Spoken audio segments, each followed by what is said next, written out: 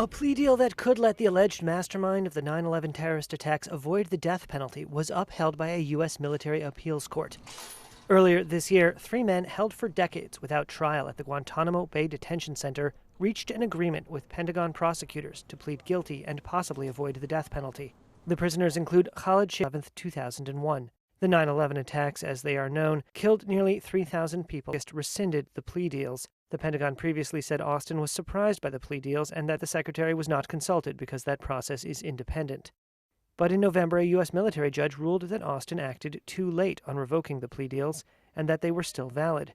The order late on Monday by the U.S. Military Appeals Court upheld that ruling. The Pentagon did not respond to a request for comment.